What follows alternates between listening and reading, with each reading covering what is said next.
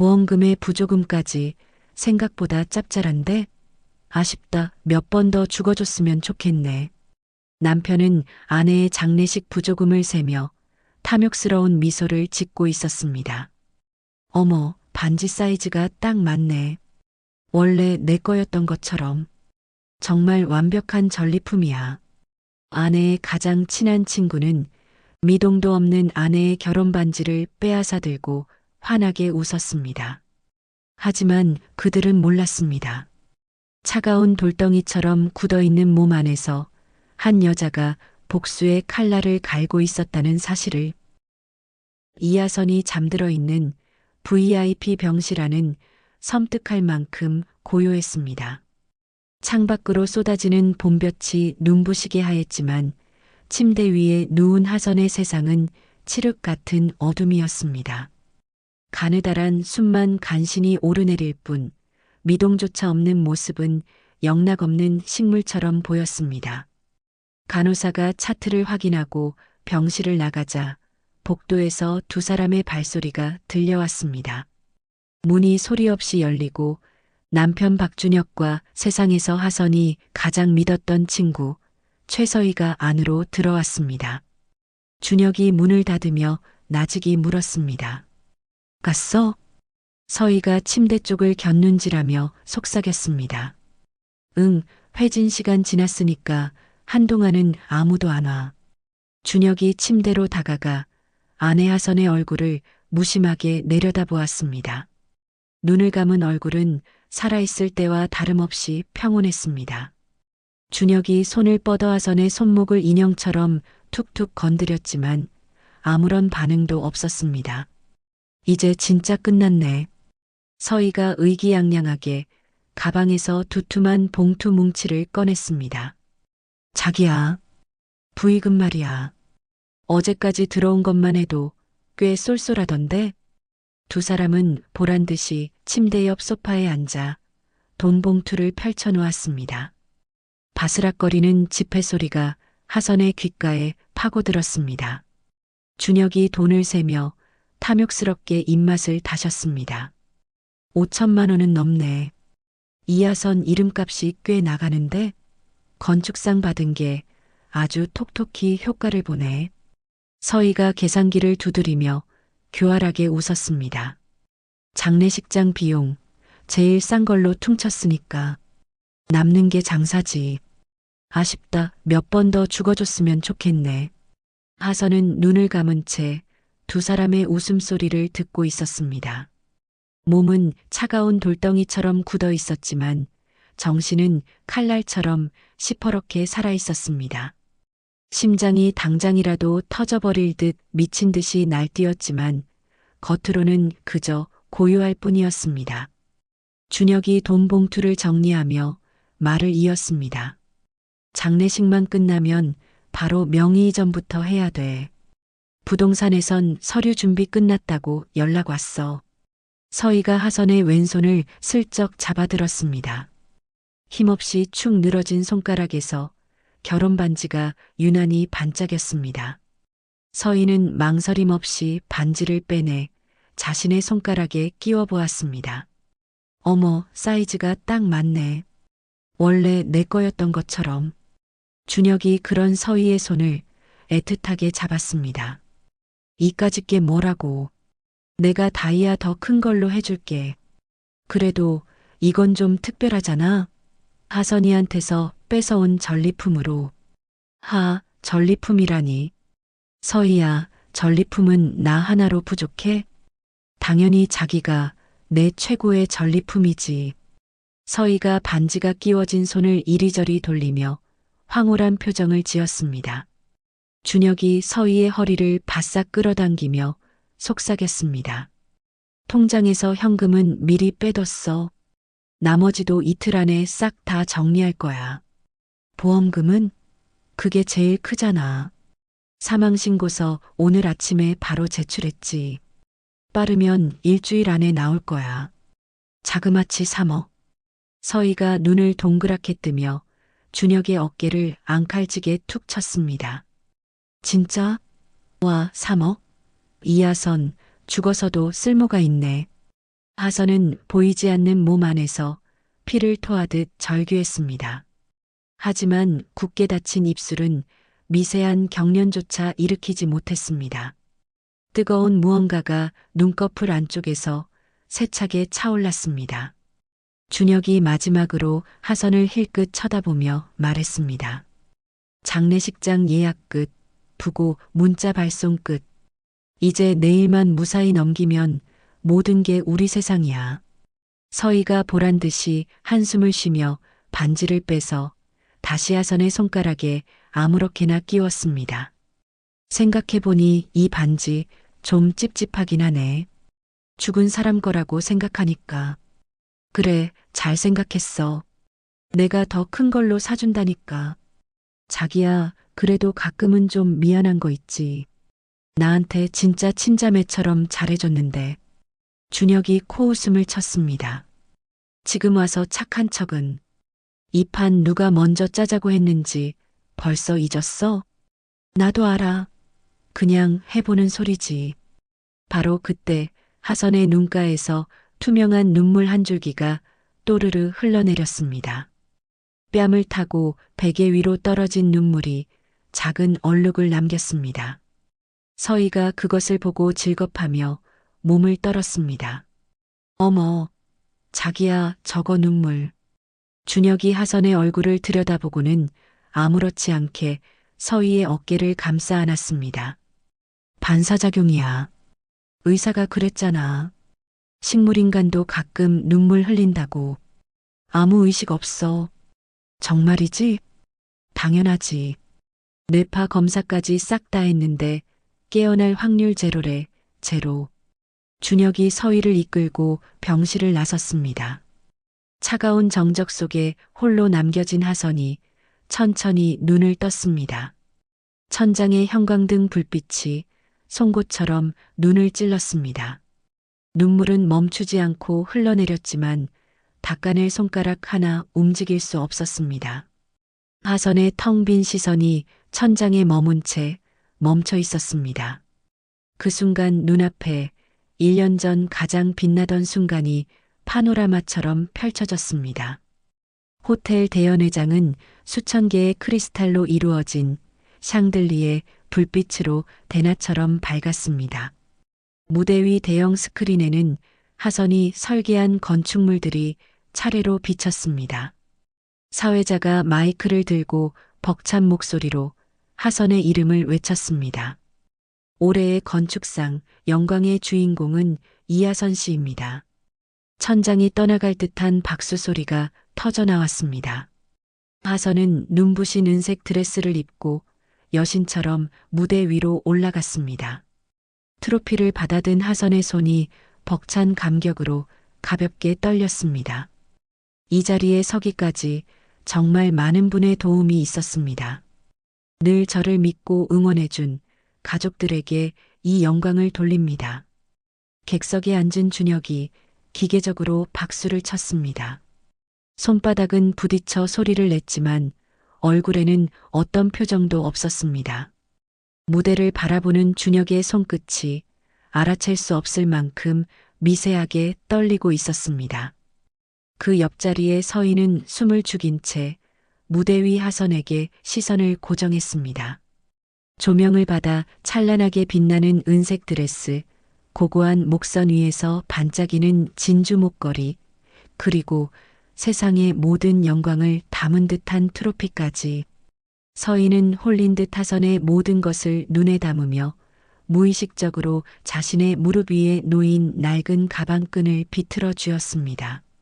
시상식이 끝나고 이어진 뒤풀이 자리에서 하선은 수많은 동료에게 둘러싸여 축하를 받았습니다. 건축사무소 대표 오선우가 샴페인 잔을 높이 들었습니다. 이하선 설계사 덕분에 우리 사무소 위상이 달라졌습니다. 자, 모두 이하선 씨를 위해 건배. 감사합니다, 대표님.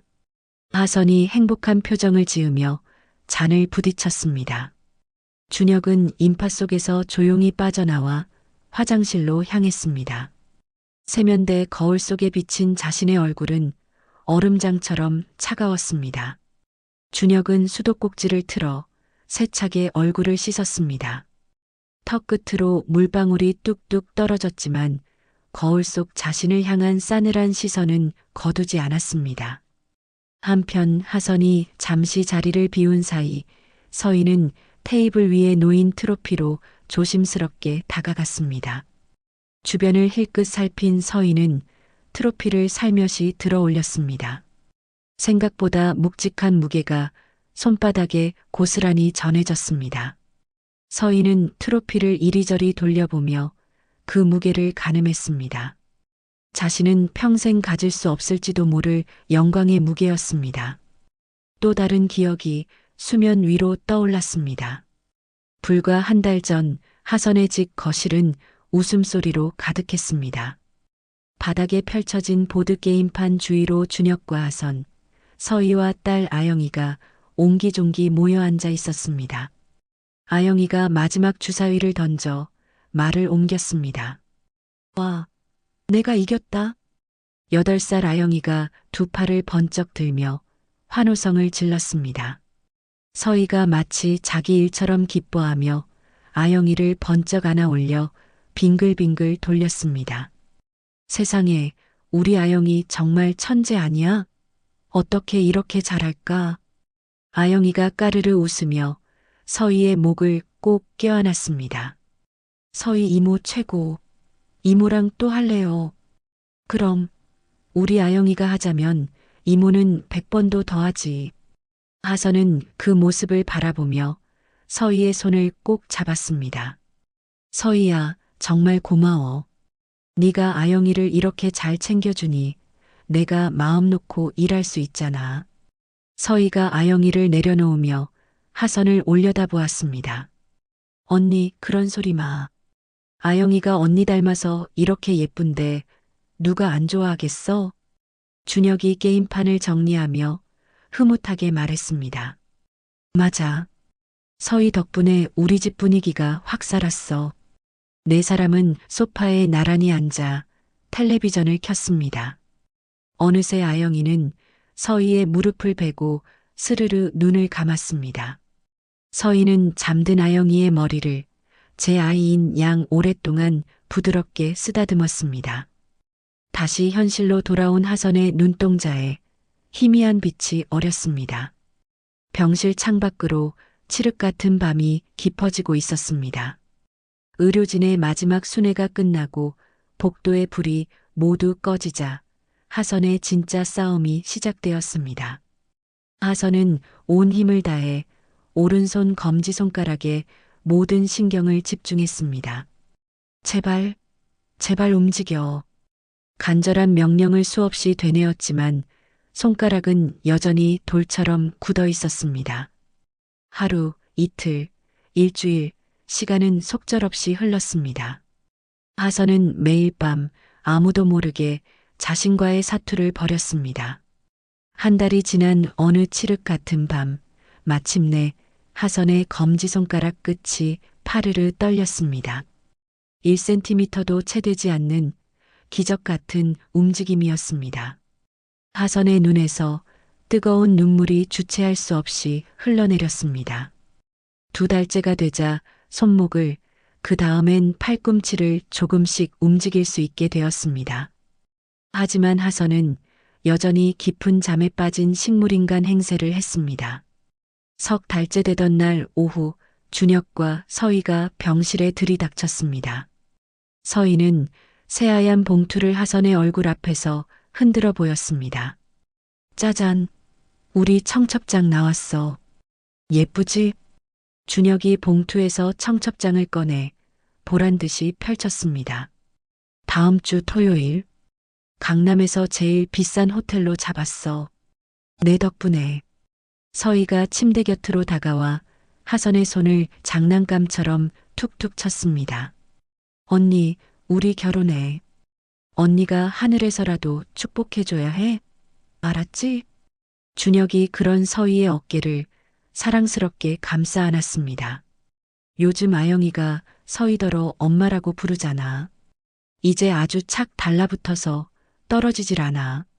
서희가 고개를 끄덕이며 자랑스럽게 말했습니다. 응, 애가 그러더라. 이제 자기는 내가 더 좋대. 진짜 엄마 같다고. 그 순간 하선의 심장이 쿵 하고 바닥으로 떨어졌습니다. 온몸에 피가 역류하는 듯한 충격에 휩싸였습니다. 하선은 마지막 남은 힘까지 끌어모아 복부에 힘을 주고 등을 밀어 올렸습니다. 하선의 상체가 아주 천천히 그러나 분명히 일어나기 시작했습니다. 하지만 그 모습을 본 사람은 아무도 없었습니다. 준혁과 서희는 이미 병실을 나간 뒤였고 텅 빈 복도에 문 닫히는 소리만 차갑게 울려 퍼졌습니다. 두 사람의 결혼식 3일 전 새벽 하선은 번쩍 눈을 떴습니다. 복도는 깊은 잠에 빠진 듯 고요했고 간호사 대기실에서 새어나오는 불빛만이 어둠을 밝히고 있었습니다. 하선은 천천히, 아주 천천히 몸을 일으켰습니다.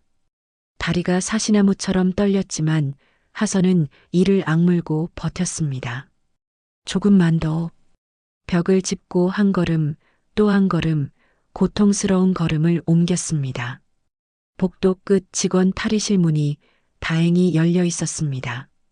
하선은 안으로 들어가 비어있는 옷장을 열었습니다. 단정하게 걸려있는 간호사 유니폼이 보였습니다. 손이 덜덜 떨려 단추 하나를 채우는데도 한참이 걸렸지만 마침내 환자복을 벗고 유니폼으로 갈아입었습니다. 복도에 세워진 휠체어에 조심스럽게 몸을 앉힌 하선은 바퀴를 굴려 엘리베이터로 향했습니다. 엘리베이터 문이 열리고 닫히는 기계음이 유난히 크게 들렸습니다. 텅 빈 1층 로비, 경비원은 책상에 엎드려 깊은 잠에 빠져 있었습니다. 하선은 휠체어를 밀어 자동문 앞에 섰습니다. 문이 스르르 열리자 차갑고 축축한 새벽 공기가 얼굴에 와 닿았습니다. 병원 앞에 손님을 기다리는 택시 한 대가 서 있었습니다. 하선은 휠체어에서 일어나 비틀거리며 택시 뒷문을 열고 몸을 실었습니다.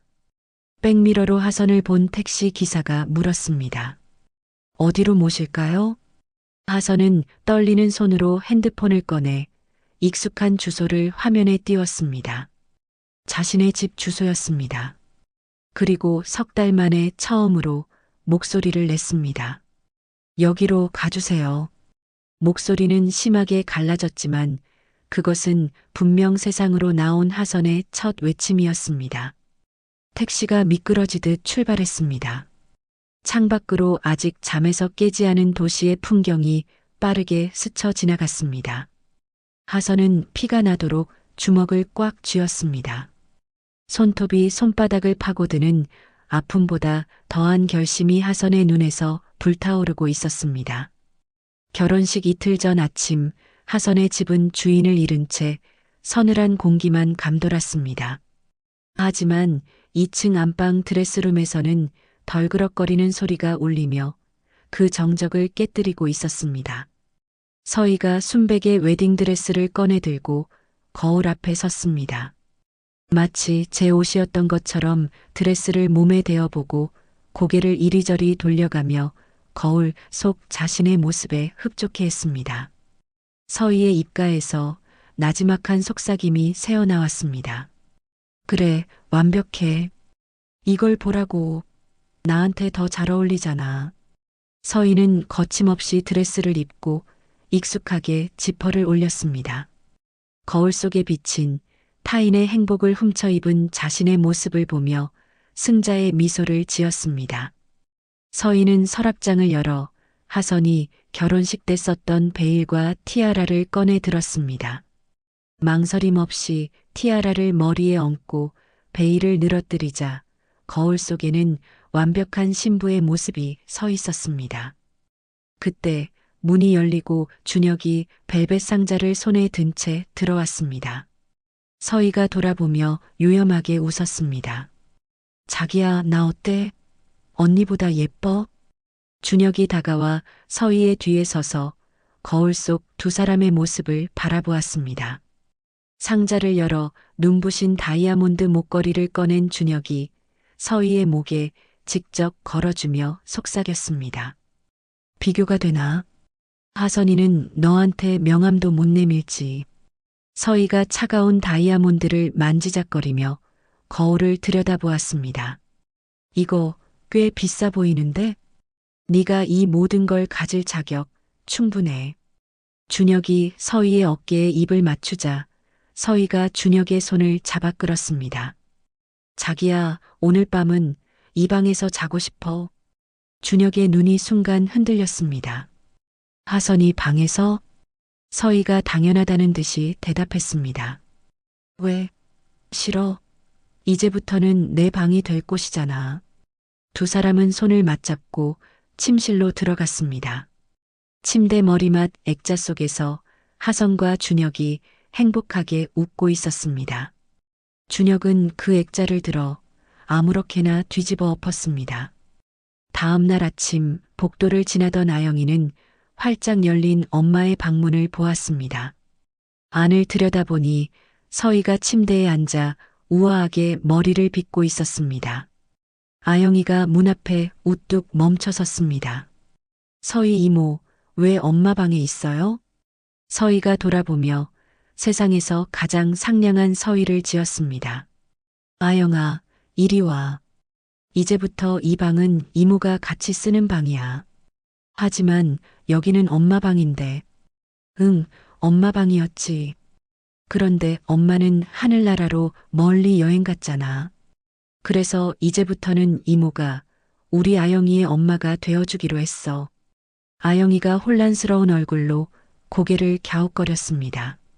서희가 침대에서 내려와 아영이의 작은 손을 잡았습니다.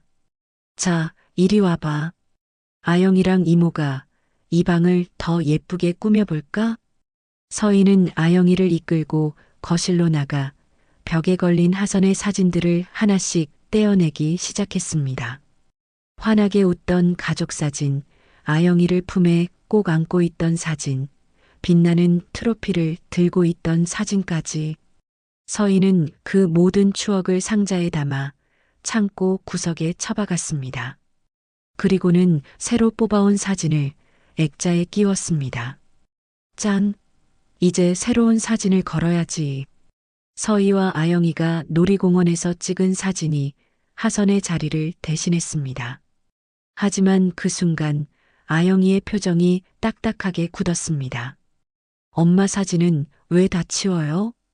우리 아영이가 엄마 사진 볼 때마다 슬퍼하잖아. 이제 슬픈 기억은 다 잊고 이모랑 행복한 생각만 하는 거야. 아영이가 아랫입술을 세게 깨물었습니다. 눈가가 금세 붉어졌지만 울음은 터뜨리지 않았습니다. 다음 날 아침 준혁이 아영이의 손을 잡고 유치원 현관에 들어섰습니다. 담임 선생님이 교실 문 앞에서 두 사람을 반갑게 맞았습니다. 아영이 아버님, 안녕하세요. 선생님, 드릴 말씀이 좀 있습니다. 준혁이 아영이를 먼저 교실로 들여보낸 뒤 선생님과 복도에 마주 섰습니다. 준혁은 가방에서 서류 봉투를 꺼내 건넸습니다. 앞으로 아영이 어머니가 바뀔 겁니다. 선생님이 당황해서 눈을 동그랗게 떴습니다. 네, 그게 무슨 말씀이세요? 제 아내가 얼마 전에 세상을 떠났습니다. 여러 사정으로 재혼하게 됐고 앞으로는 새어머니가 아영이를 돌볼 겁니다. 선생님이 봉투를 열어 서류를 확인했습니다. 법적 보호자 변경 신청서가 들어 있었습니다. 선생님의 얼굴이 하얗게 질렸습니다. 어머나, 전혀 몰랐어요. 정말 죄송합니다. 아닙니다. 아영이가 아직 힘들어해서 선생님께서 잘 좀 돌봐주십시오. 네, 아버님. 걱정 마세요. 그 시각 교실 안에서는 아영이가 친구들의 질문에 둘러싸여 있었습니다. 아영아, 너희 엄마 요즘 왜 안 보여? 아영이가 손가락만 꼼지락거리며 작게 대답했습니다. 우리 엄마 이제 2명이야. 2명이라고? 그게 무슨 소리야? 한 명은 하늘에 있고 다른 한 명은 우리 집에 있어. 친구들이 이해할 수 없다는 듯 고개를 갸웃거렸습니다. 아영이는 더 이상 아무 말도 하지 않고 고개를 푹 숙였습니다.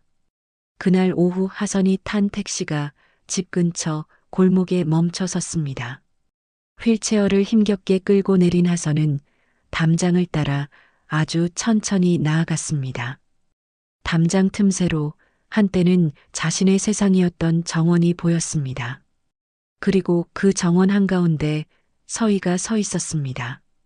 눈부시게 하얀 웨딩드레스를 입고 베일까지 쓴 완벽한 신부의 모습으로 아영이는 작은 꽃바구니를 들고 서희 앞에 서 있었습니다. 서희가 다정하게 말했습니다. 자, 우리 공주님. 꽃잎 뿌리는 연습 딱 한 번만 더 해볼까? 아영이가 바구니에서 꽃잎을 한 움큼 꺼내 하늘로 흩뿌렸습니다. 서희가 두 팔을 활짝 벌리며 그 자리에서 빙그르르 돌았습니다. 아영이의 맑은 목소리가 정원을 가득 채웠습니다. 와, 엄마, 진짜 공주님처럼 예뻐요. 서희가 행복에 겨운 얼굴로 아영이를 번쩍 안아들었습니다. 우리 아영이가 세상에서 제일 예쁘지. 그 순간 하선의 손이 거친 담벼락을 세게 움켜쥐었습니다. 손톱이 부러져 벽돌에 긁혔지만 아무런 고통도 느껴지지 않았습니다. 정신을 차렸을 때 하선은 휠체어 손잡이를 놓치고 있었습니다. 휠체어가 뒤로 밀려나며 하선의 몸이 앞으로 무너져 내렸습니다. 무릎이 차가운 아스팔트 바닥에 그대로 부딪혔습니다. 손바닥이 쓸려 피가 배어 나왔습니다. 하선은 바닥에 엎드린 채 거친 숨만 몰아쉬었습니다. 눈물이 비오듯 쏟아졌지만 입 밖으로 단 한마디 비명도 터져 나오지 않았습니다.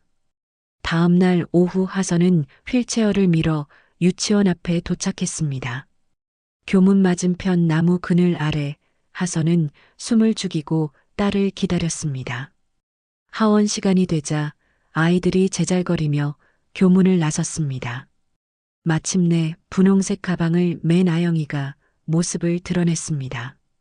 그리고 아영이의 옆에는 화려한 화장을 한 서희가 서 있었습니다. 우리 아영이 오늘 유치원에서 뭐 배웠을까? 그림 그렸어요. 새엄마 얼굴 그렸어요. 어머, 정말?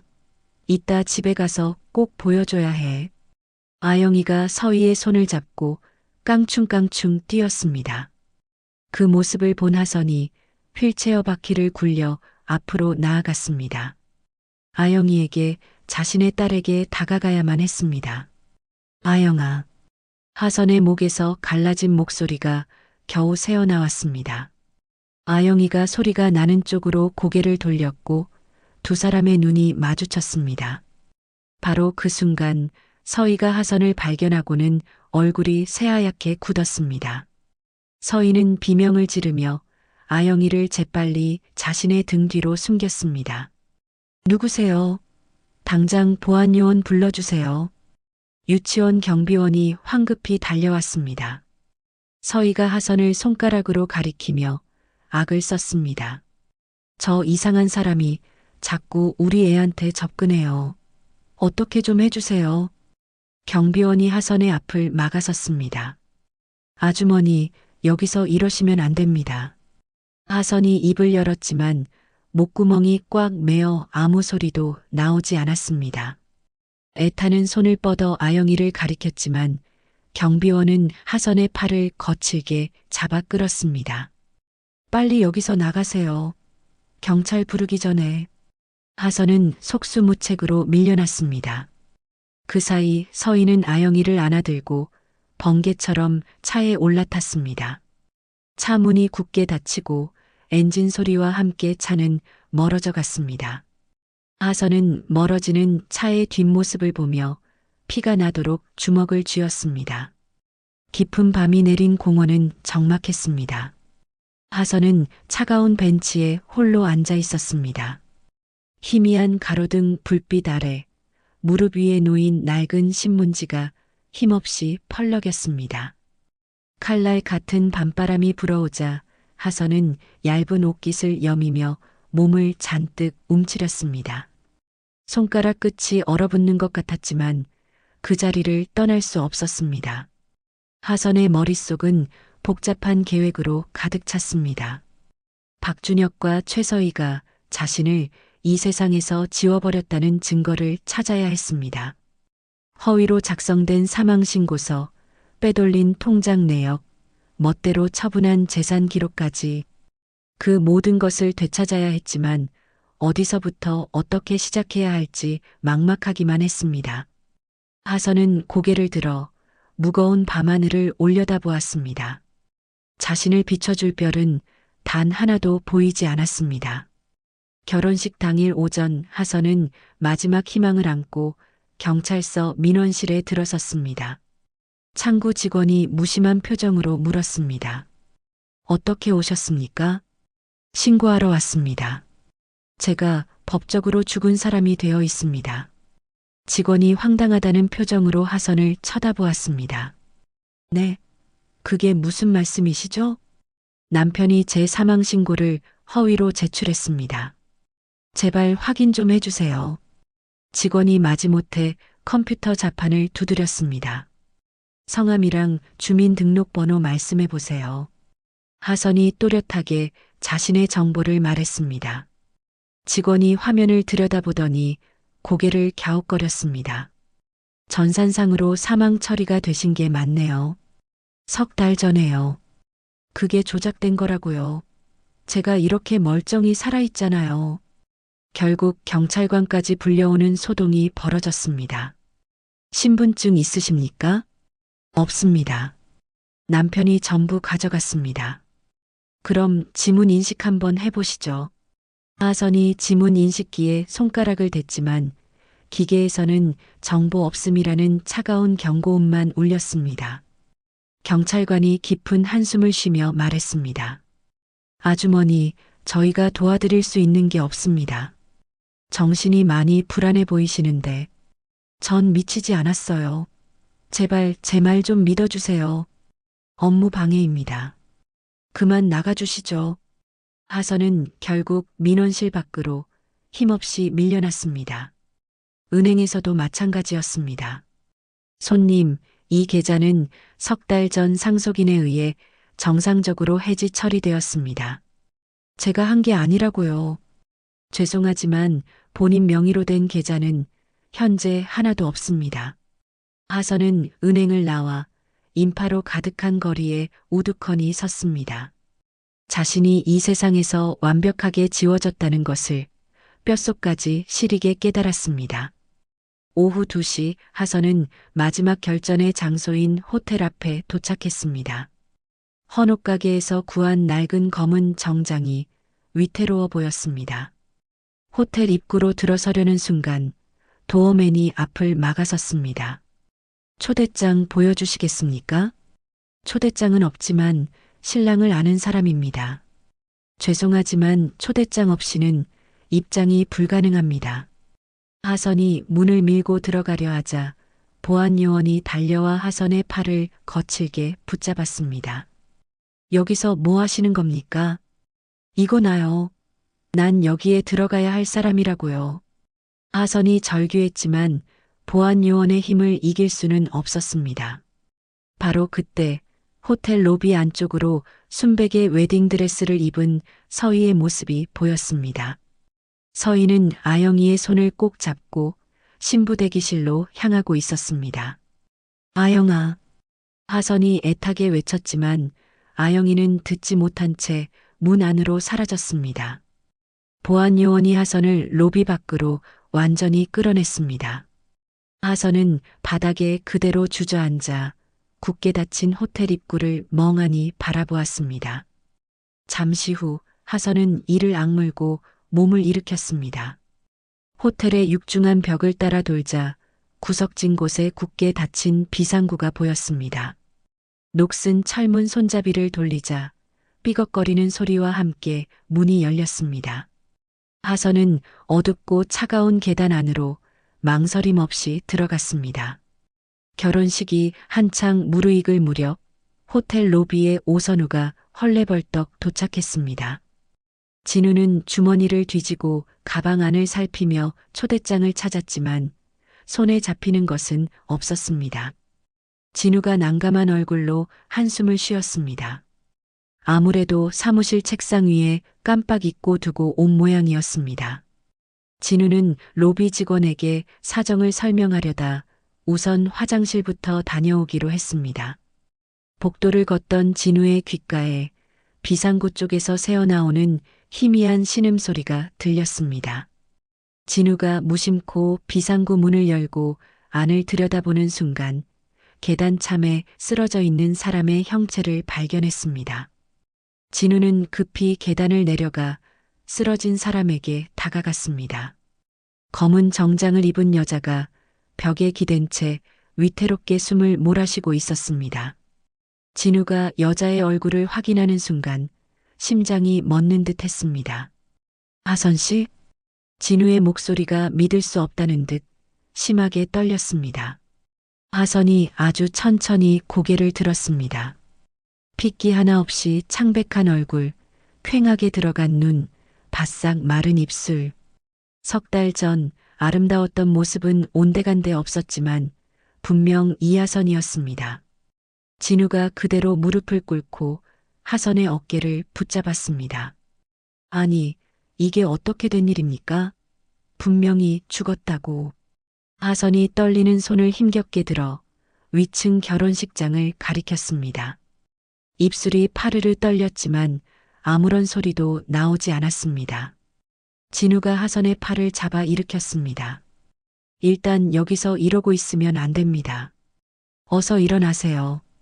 진우는 하선을 부축해 복도 끝 작은 대기실로 데려갔습니다. 문을 잠그고 하선을 의자에 앉힌 진우는 책상 위에 있던 메모지와 펜을 하선의 앞에 놓았습니다. 말하기 힘듭니까? 하선이 힘겹게 고개를 저었습니다. 하선은 펜을 쥐고 종이 위에 글자를 적기 시작했습니다. 손이 너무 심하게 떨려 글씨는 금방이라도 부서질 듯 위태로웠습니다. 진우가 메모지를 들여다보며 눈을 크게 떴습니다. 박준혁 씨가 하선 씨를 죽은 사람으로 만들었다는 겁니까? 하선이 고개를 끄덕이자 참았던 눈물이 본물처럼 터져 나왔습니다. 진우의 얼굴이 분노로 딱딱하게 굳어졌습니다. 이건 명백한 범죄입니다. 진우가 망설임 없이 전화번호를 눌렀습니다. 김 변호사님, 저 오선우입니다. 지금 당장 경찰 대동에서 제가 보내는 호텔 주소로 와주십시오. 진우가 통화를 끊고 하선을 단호한 눈으로 바라보았습니다. 걱정하지 마세요. 저 결혼 제가 반드시 끝장낼 겁니다. 바로 그 순간 위층에서 결혼 행진곡이 희미하게 울려 퍼졌습니다. 하선이 의자를 붙잡고 벌떡 일어서려 했지만 다리에 힘이 풀려 주저앉고 말았습니다. 진우가 복도에 세워져 있던 휠체어를 가져와 하선을 앉혔습니다. 제가 모시고 가겠습니다. 준비됐습니까? 하선이 결연한 표정으로 고개를 끄덕였습니다. 두 손으로 휠체어 손잡이를 부서져라 꽉 쥐었습니다. 결혼식장 안은 화려한 조명과 하객들의 축복으로 가득했습니다. 단상 위에 나란히 선 박준혁과 최서희는 세상 가장 행복한 신랑, 신부의 모습이었습니다. 사회자가 마이크를 들고 감동적인 목소리로 말했습니다. 신랑 박준혁 씨는 사랑하는 아내를 먼저 떠나보내는 크나큰 슬픔을 겪었습니다. 하지만 그 아픔을 딛고 사랑스러운 딸 아영이를 위해 그리고 새로운 사랑을 위해 다시 일어섰습니다. 그 곁을 묵묵히 지켜준 신부 최서희 씨와 함께 오늘 이 거룩한 자리에 섰습니다. 하객들의 뜨거운 박수갈채가 쏟아졌습니다.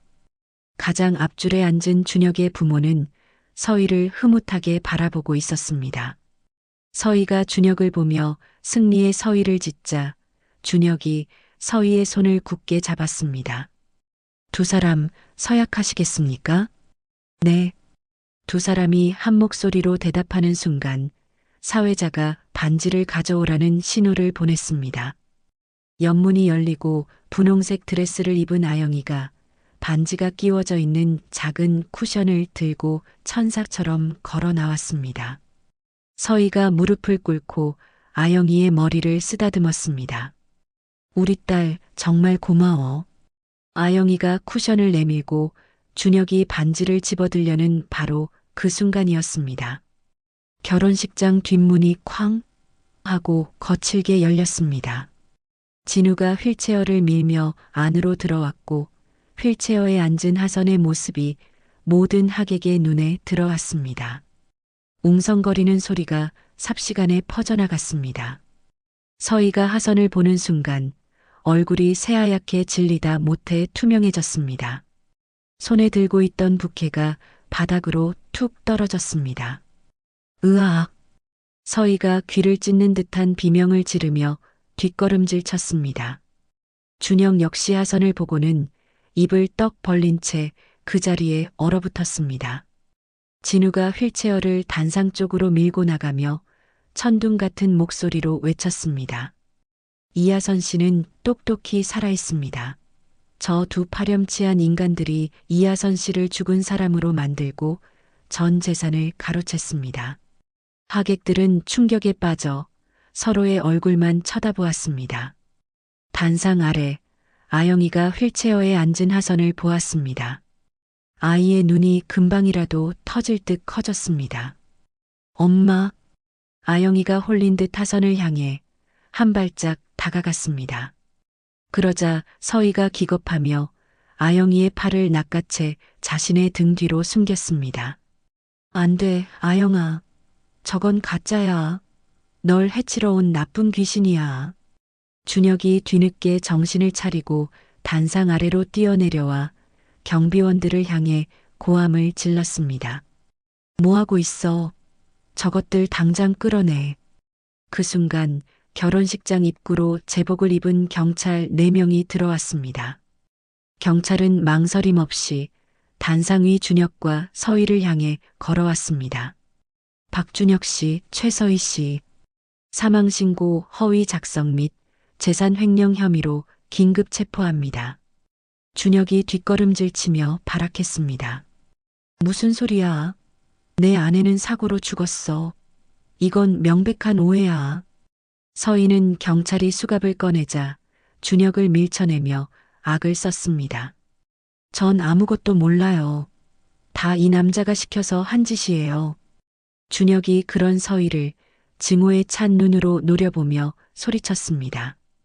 뭐, 이 배신자 같은 게 네가 먼저 하선이만 없으면 모든 게 우리 차지가 된다고 했잖아.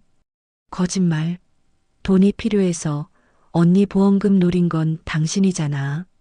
두 사람은 하객들이 지켜보는 앞에서 서로의 추악한 비밀을 폭로하며 짐승처럼 울부짖었습니다. 바로 그때 진우가 휴대폰을 결혼식장 대형 스크린과 연결했습니다. 스크린에 병실 CCTV 영상이 재생되기 시작했습니다. 준혁과 서희가 하선의 침대 곁에서 부조금을 세고 하선의 손에서 반지를 빼앗아 끼워보는 장면이 생생하게 흘러나왔습니다. 영상 속 준혁의 목소리가 결혼식장에 울려 퍼졌습니다. 사망신고서 제출했으니까 일주일 안에 보험금 3억 들어올 거야.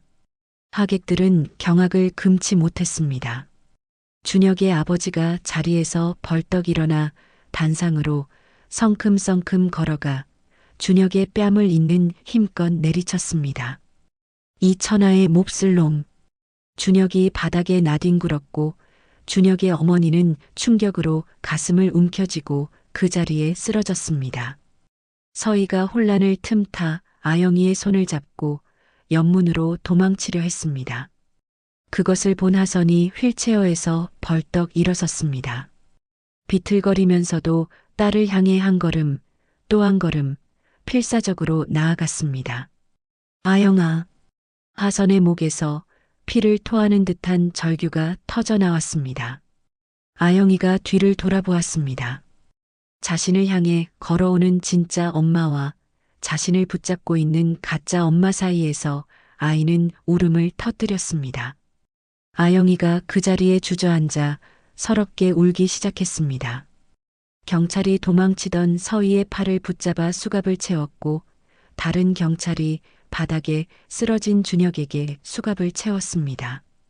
순백의 웨딩드레스를 입은 채 수갑을 찬 서희의 모습이 수십 개의 카메라 플래시 세례를 받았습니다. 비켜, 찍지 마.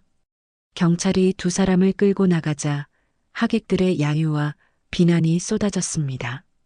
하선이 아영이에게 다가가 무릎을 꿇었습니다. 떨리는 손을 뻗어 딸의 얼굴을 만지려 하자 아영이가 겁에 질려 뒤로 물러났습니다. 무서워, 저리 가요. 애가 무서워하잖아요. 서희의 친척으로 보이는 여자가 아영이를 황급히 안아들었습니다. 아영이는 그 여자의 어깨에 얼굴을 묻은 채 울먹였습니다. 하선은 멀어져가는 딸의 뒷모습을 망연자실하게 바라볼 뿐이었습니다. 진우가 하선을 부축해 휠체어에 다시 앉히며 말했습니다. 이제 시작입니다. 제가 끝까지 돕겠습니다. 하선은 고개를 끄덕였지만 시선은 아영이가 사라진 문에서 떨어질 줄 몰랐습니다. 지옥 같은 결혼식은 끝났지만 딸을 되찾기 위한 진짜 전쟁은 이제 막 시작되고 있었습니다. 사건이 터지고 일주일 후 하선은 진우가 마련해준 작은 오피스텔에서 조용히 몸을 추스르고 있었습니다. 창밖으로 쏟아지는 아침 햇살에도 하선의 얼굴은 여전히 그늘져 있었습니다. 그때 진우가 서류 뭉치를 들고 방문을 두드렸습니다. 하선 씨, 좋은 소식입니다.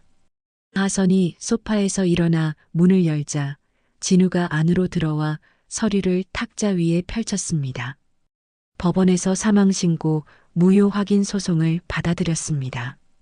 국과수 DNA 검사 결과와 필적 감정까지 모두 하선 씨가 맞다고 확인됐습니다. 하선의 눈에 희미한 빛이 어렸습니다.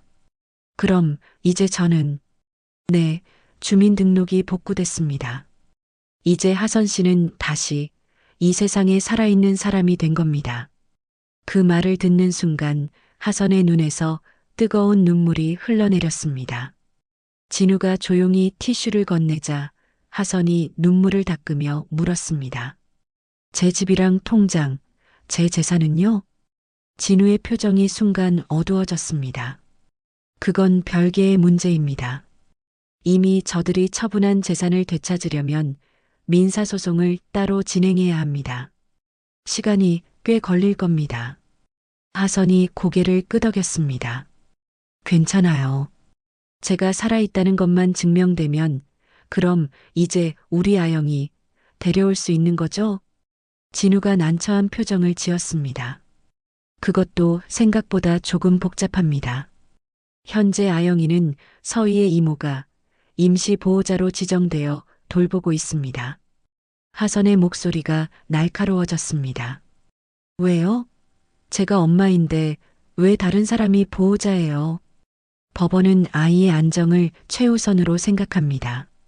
갑작스러운 환경 변화가 아이에게 큰 충격을 줄 수 있다고 판단한 모양입니다. 하선이 분노로 주먹을 꽉 쥐었습니다. 그럼 대체 언제쯤 제 딸을 데려올 수 있는 건데요? 양육권 회복 소송, 지금 바로 준비하고 있습니다. 하선 씨, 조금만 더 힘을 내주세요. 진우의 로펌 회의실 테이블 위에는 은행 거래 내역과 부동산 등기부등본이 산더미처럼 쌓여 있었습니다. 젊은 변호사가 서류를 넘기며 보고했습니다. 박준혁이 하선 씨 명의 아파트를 시세보다 3억이나 싸게 급매로 처분했습니다. 계약금이 들어오자마자 일주일 만에 잔금을 치렀더군요. 천하의 못된 것들. 다음 날 아침 하선은 매일 아침 아영이가 다니는 학교 앞에 섰습니다. 교문에서 조금 떨어진 나무 그늘 아래 하선은 숨을 죽이고 딸을 기다렸습니다. 서희의 이모 손을 잡고 걸어오는 아영이의 얼굴에는 어떤 표정도 없었습니다. 그 모습을 멀리서 지켜보는 하선의 가슴은 갈기갈기 찢어지는 듯 했습니다. 하루가 가고 일주일이 지나자 아영이의 얼굴은 점점 더 어두워졌습니다. 어느 날 점심시간 하선은 담장 너머로 운동장을 바라보다가 가슴이 철렁 내려앉았습니다. 아이들이 신나게 뛰어노는 동안 아영이는 구석에 홀로 쭈그려 앉아 있었습니다. 여자아이 셋이 아영이에게 다가가더니 다짜고짜 가방을 빼앗아 바닥에 내동댕이 쳤습니다. 아영이가 울먹이며 가방을 주우려 하자 다른 아이가 발로 가방을 멀리 차버렸습니다. 결국 아영이가 울음을 터뜨리는 것을 본 하선은 이성을 잃고 담장을 넘어 운동장으로 뛰어들었습니다. 하선은 아영이를 괴롭히던 아이들을 밀치고 딸을 감싸 안았습니다. 아영아, 괜찮아. 엄마가 왔어. 하지만 아영이는 눈물 젖은 얼굴로 하선을 올려다보더니 갑자기 하선을 잇는 힘껏 밀쳐냈습니다. 싫어. 저리 가. 아영아, 엄마야. 엄마가 누군지 모르겠어? 우리 엄마 아니야. 당신은 가짜 엄마야. 아영이가 비명을 지르며 교실 쪽으로 달려가 버렸고 뒤늦게 달려온 담임 선생님이 하선을 제지했습니다. 누구신데 함부로 학교에 들어오세요? 저 아영이 엄마예요. 제가 진짜 엄마라고요. 결국 교장실까지 불려간 하선은 모든 상황을 설명해야 했습니다. 한편 진우는 결국 사설 탐정을 고용했습니다. 일주일 후 탐정이 두꺼운 파일을 들고 진우의 사무실을 찾아왔습니다. 박준혁이 하선 씨 사고 나기 일주일 전 단골 정비소에 다녀간 기록을 찾았습니다. 정비? 무슨 정비를 말입니까? 브레이크 점검이었습니다. 그런데 이상한 건 정비 기록에는 이상 없음으로 되어 있는데 당시 정비사 증언은 전혀 다릅니다. 탐정이 녹음 파일을 재생하자 정비사의 목소리가 흘러나왔습니다. 그 양반이 브레이크 라인을 좀 봐달라고 해서 봤는데 누가 일부러 손댄 것처럼 이상하더라고요. 진우의 얼굴이 얼음장처럼 차갑게 굳었습니다. 한편 구치소에 수감된 준혁과 서희는 각기 다른 변호사를 선임해 서로에게 책임을 떠넘기기 시작했습니다. 저는 억울합니다. 모든 건 최서희가 꾸민 일입니다. 저는 그저 협박을 당했을 뿐입니다. 박준혁이 저를 가스라이팅했어요.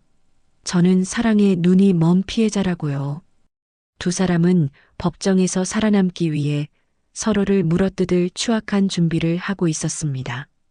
가정법원의 허가로 하선은 마침내 상담센터에서 아영이를 만날 수 있게 되었습니다. 약속된 토요일 오전 하선은 떨리는 마음으로 상담센터 앞에서 아영이를 기다렸습니다. 서희의 이모 손을 잡고 나타난 아영이는 하선을 보자마자 차갑게 고개를 돌려버렸습니다. 하선이 말을 걸어도 아영이는 창밖만 바라볼 뿐 어떤 대답도 하지 않았습니다. 하선이 조심스럽게 손을 잡으려 하자 아영이는 기겁하며 손을 뒤로 빼버렸습니다. 상담이 끝나고 상담사는 아영이가 두 개의 상충하는 기억 사이에서 극심한 혼란을 겪고 있다고 설명했습니다. 서희가 심어놓은 거짓 기억이 너무나 강력해서 진짜 기억을 밀어내고 있다는 것이었습니다. 다음 주 상담 시간 하선은 아영이가 5살 때 함께 만들었던 낡은 그림책을 가져갔습니다. 아영아, 이거 기억나? 우리 아영이가 엄마 얼굴 그려주고 같이 색칠했잖아. 아영이의 눈동자가 잠시 흔들렸지만 아이는 이내 고개를 저으며 그림책을 바닥에 내동댕이 쳤습니다. 이거 내 거 아니야. 다 필요 없어. 아영이는 비명을 지르며 상담실을 뛰쳐나갔습니다. 하선은 바닥에 떨어진 그림책을 주워들고 소리 없이 눈물을 흘렸습니다. 그날부터 하선은 독하게 재활치료에 매달렸습니다. 석 달 후 마침내 보조기구 없이 자신의 두 발로 걸을 수 있게 된 날 하선은 병원 복도를 걸으며 웃었습니다. 이제 아영이에게 당당하고 건강한 엄마의 모습을 보여줄 수 있게 된 것이었습니다. 그리고 마침내 첫 번째 공판이 열렸습니다. 법정은 기자들과 방청객들로 발 디딜 틈이 없었습니다.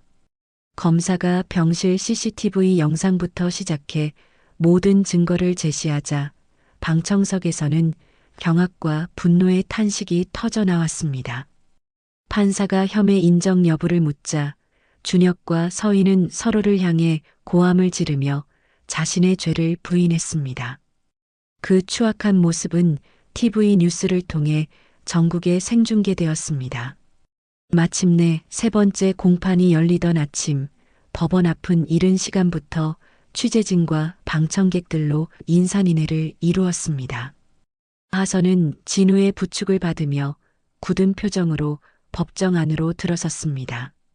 증인석에 앉은 하선의 두 손이 무릎 위에서 가늘게 떨리고 있었습니다. 판사가 망치를 내리치며 엄숙하게 개정을 선언했습니다. 증인 이하선 씨, 진술해 주시기 바랍니다. 하선이 자리에서 일어나 마이크 앞에 섰습니다. 하선은 깊게 숨을 들이마신 뒤 떨리는 목소리로 입을 열었습니다. 저는 지난 석 달 동안 살아도 산 것이 아니었습니다. 차가운 병실 침대에 누워 전신이 마비된 채 눈꺼풀 하나 제 마음대로 움직일 수 없었습니다. 하지만 제 정신은 살아 있었습니다. 방청석에서 나직한 탄식이 흘러나왔습니다. 어느 날 밤 제 남편이었던 박준혁과 제 친구였던 최서희가 병실에 들어왔습니다. 두 사람은 제가 완전히 죽은 줄로만 알고 제 눈앞에서 부조금을 세기 시작했습니다. 최서희는 제 손가락에서 결혼 반지를 빼내 자신의 손에 끼워보며 웃었습니다. 방청석이 소란스러워지기 시작했습니다.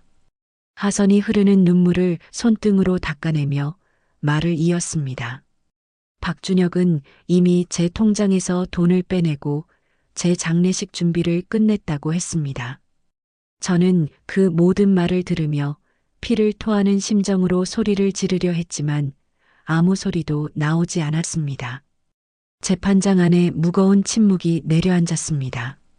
두 사람은 제 침대 곁에서 버젓이 결혼 계획을 세웠습니다. 제 집에서 살림을 차리고 제 딸 아영이를 자신들이 키우겠다고 했습니다. 저는 꼼짝도 못하고 그 지옥 같은 대화를 전부 들어야만 했습니다. 방청석 곳곳에서 흐느끼는 소리가 터져 나왔습니다. 검사가 자리에서 일어나 서늘한 목소리로 말했습니다. 재판장님, 피해자가 병실에서 녹음한 파일을 증거로 제출합니다. 검사가 녹음기를 재생하자 스피커에서 두 사람의 목소리가 섬뜩하게 흘러나왔습니다. 걱정 마. 브레이크 라인 손 뗀 거 아무도 모를 거야. 정비소 기록까지 싹 다 지워버렸으니까. 준혁의 목소리에 이어 서희의 교활한 목소리가 재판장을 채웠습니다.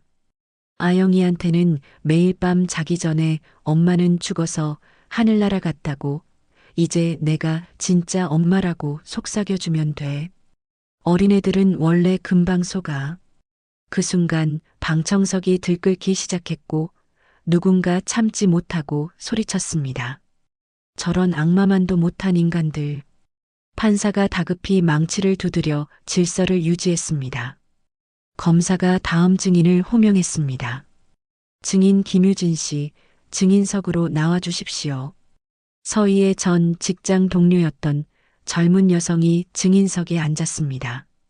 증인은 피고인 최서희가 평소 피해자 이하선 씨에 대해 어떻게 말했습니까? 서희는 하선 언니를 병적으로 질투했어요. 언니가 건축상 받았다는 소식을 듣고는 물건을 집어 던지며 분노했어요. 자기는 평생 발버둥 쳐도 이하선 발끝도 못 따라간다면서요. 피고인 최서희와 박준혁의 부적절한 관계는 언제부터 시작됐습니까? 제가 알기로는 최소 3년 전부터입니다. 하선 언니가 해외 출장을 갈 때마다 두 사람은 미래를 즐겼습니다. 제가 직접 목격한 적도 있습니다. 증인이 휴대폰 사진을 증거로 제출했습니다. 화면에는 준혁과 서희가 다정하게 팔짱을 낀 채 호텔 로비로 들어서는 모습이 선명하게 찍혀 있었습니다. 서희가 자리에서 벌떡 일어나 발악했습니다. 거짓말. 저건 그냥 우연히 만난 것뿐이라고요. 판사가 인상을 찌푸리며 망치를 내리쳤습니다. 피고인 정숙하시오. 다음 증인으로 준혁의 회사 직원이 증인석에 앉았습니다. 증인은 이 거래 내역에 대해 설명해 주십시오. 박준혁 부장이 이하선 씨 프로젝트 수익금 10억 원을 회사 계좌에서 횡령했습니다. 증거가 있습니까? 네, 회사 내부 회계 자료 전부 복사해 왔습니다. 증인이 제출한 USB 파일이 화면에 뜨자 10억 원이 여러 개의 유령 계좌로 쪼개져 빠져나간 기록이 낱낱이 드러났습니다. 준혁이 두 손으로 얼굴을 감싸주며 그대로 주저앉았습니다. 검사가 마지막 일침을 가했습니다. 피고인 박준혁이 이 모든 범죄를 저지른 동기는 명백합니다. 회사 횡령 사실이 발각될 위기에 처하자 아내 이하선 씨의 생명보험금이 필요했던 것입니다. 모든 증언이 끝나고 마침내 판사가 자리에서 일어나 최종 판결을 선고했습니다. 피고인 박준혁 모든 혐의가 인정되어 징역 15년을 선고한다. 준혁이 그 자리에 무너지며 절규했습니다. 안 돼, 나는 아니야. 판사가 이어서 서희를 향해 선고했습니다. 피고인 최서희 징역 12년을 선고한다. 서희가 비명을 질렀습니다. 재판장님, 저는 억울해요. 저 남자가 시킨 거란 말이에요. 교도관들이 두 사람을 끌고 나가려 하자 준혁과 서희는 서로를 향해 저주를 퍼부으며 마지막까지 추악한 모습을 보였습니다. 하선은 그 모든 광경을 텅 빈 눈으로 담담하게 지켜볼 뿐이었습니다. 법원 밖은 아수라장이었습니다. 하선이 계단을 내려오자 기자들이 벌떼처럼 몰려들어 마이크를 들이댔습니다. 이하선 씨, 심경이 어떠십니까? 앞으로의 계획을 말씀해 주세요. 하선이 잠시 멈춰서서 카메라를 정면으로 응시하며 말했습니다. 이제 제 딸과 함께 새로운 삶을 시작하고 싶습니다. 그뿐입니다. 그날 밤 하선의 오피스텔에서 진우와 하선이 마주 앉아 있었습니다. 테이블 위에는 양육권 회복을 위한 마지막 서류가 놓여 있었습니다. 하선이 서류에 서명하는 순간 진우의 휴대폰이 울렸습니다. 전화를 받은 진우의 얼굴이 심각하게 굳어졌습니다. 진우가 전화를 끊고 하선을 바라보았습니다. 서희 이모가 건강상의 문제로 더 이상 아영이를 돌볼 수 없다고 합니다. 하선의 심장이 쿵 내려앉았습니다. 그럼 우리 아영이는요? 내일 오전에 아동보호시설로 옮겨진다고 합니다. 하선이 자리에서 벌떡 일어났습니다. 지금 당장 가야겠어요. 하선 씨, 지금은 너무 늦었습니다. 내일 아침 일찍. 아니요. 단 하루도 단 한 시간도 제 딸을 그런 곳에 혼자 둘 수 없어요. 지금 당장 가야 해요. 두 사람은 밤늦은 시간 아동보호시설에 도착했습니다. 시설 원장은 갑작스러운 방문에 난처해하며 말했습니다. 아영이가 방에 들어가서 문을 잠그고 나오질 않습니다. 하선이 아영이의 방문 앞에 섰습니다. 아영아, 엄마야. 문 좀 열어줘, 응? 안에서는 아무런 대답도 들려오지 않았습니다. 원장이 마스터키로 문을 열자 어두운 방 안 침대 위에서 이불을 뒤집어 쓴 채 웅크리고 있는 아영이의 모습이 보였습니다. 하선이 다가가 이불을 살짝 걷어내자 아영이가 눈을 꽉 감은 채 온몸을 떨고 있었습니다. 가주세요, 제발. 원장이 하선의 어깨를 두드리며 복도로 이끌었습니다. 아영이가 울면서 엄마를 찾았어요. 그런데 막상 어머니가 나타나면 저렇게 도망치네요. 하선은 다시 아영이의 방문 앞으로 돌아갔습니다. 차가운 복도 바닥에 주저앉아 굳게 닫힌 문을 향해 나지막이 속삭였습니다. 아영아, 엄마 어디 안 가? 여기 있을게. 아영이가 나오고 싶을 때 나와. 엄마는 여기서 계속 기다릴게. 아영이는 대답하지 않았습니다.